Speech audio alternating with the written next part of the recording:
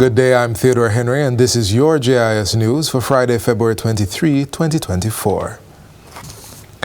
Over 3,000 households in Lansford Middle Quarters, St. Elizabeth are now to get reliable water supply due to a new $5.4 million investment by the government. The Middle Quarters Greater Water Supply System was commissioned into service by Prime Minister Andrew Holness on Wednesday. What we have done is to expand the mains. There were small pipes before, there were older pipes, couldn't carry any pressure. So now you have brand new ductile metal pipes that can handle the pressure and carry more volume. And we are branching off with the smaller pipes that run into the communities, which is how now you have water.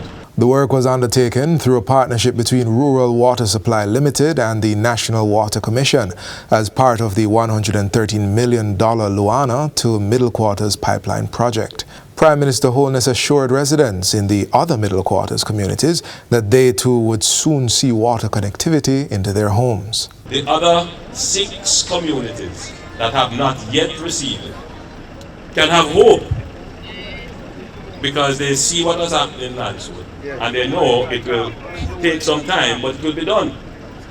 It will be done. It will be done because we have put the budget in for it.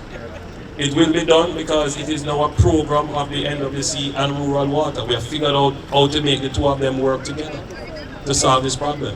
While in St. Elizabeth, the Prime Minister delivered another basic need to a deserving family. Adriana Leng and her father are now the proud owners of a new home thanks to the government's new social housing program, NSHP. Adriana is the sole survivor of a fire that destroyed their family home 16 months ago, killing her 3 siblings. While Adriana sustained severe burn injuries from the fire, her father, Adrian, says he is just happy that she is still here today and is grateful for this new shelter. Miss my boys every day. Even Sunday, I was crying so hard Sunday, all by myself. Because I'm sick. But God has spared my daughter, and she's here with me. So I have to give God thanks and keep on praying. And thanks to everyone that has come on board. Adriana herself expressed joy at the gift. I'm feeling very happy, very thankful to see that I have received a new home after my old one in Westmoreland had been destroyed. The 2-bedroom home was built at a cost of $9 million and presented to the family by Prime Minister Andrew Holness as he made several stops in St. Elizabeth on Wednesday. The circumstances were well known and the circumstances were such that we had to assist. And finally, we are now able to provide this solution. I know, Mr. Leng, you're going through a very difficult time. It's a rough time, and I hope that this house will help to ease the burden and at least offer some comfort to you and Adrian.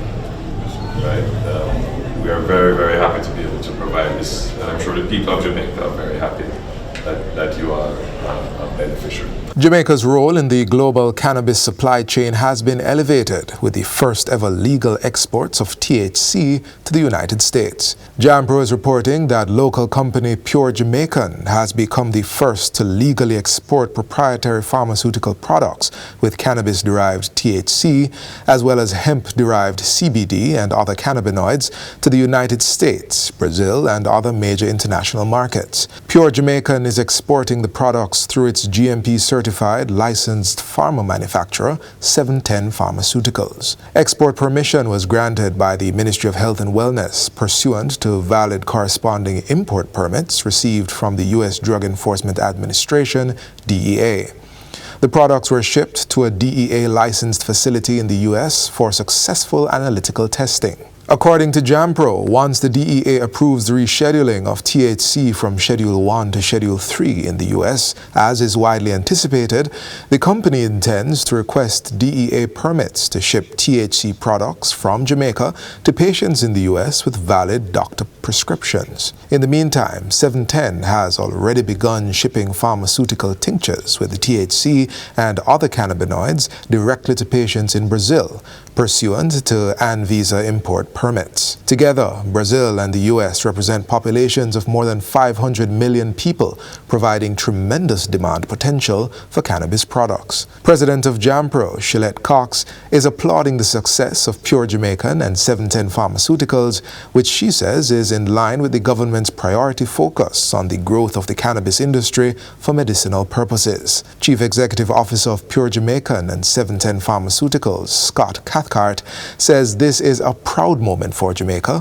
which has long been associated with ganja, but never before in this context, as a producer and legal exporter of THC as a pharmaceutical-grade medicine. Internet access is no longer something that should be a wish. It should be a right of every citizen in Jamaica to have access to connectivity, says Minister of Science, Energy, Telecommunications and Transport, Darrell Vaz. Minister Vaz made the declaration at the recent launch of the USF Free Community Wi-Fi program in Glenwood, Clarendon. I want to say on behalf of this government that we are committed to that, and we have started and we are moving apace, especially with the new financial year coming up now. We're going to have another allocation of $1 billion+ to continue to put it in community Wi-Fi's. During the launch of the Wi-Fi hotspot, some primary school students were also presented with tablet computers. And finally, all tax offices, as well as the stamp duty and transfer tax office, will be closed to the public early next Monday due to the local government elections.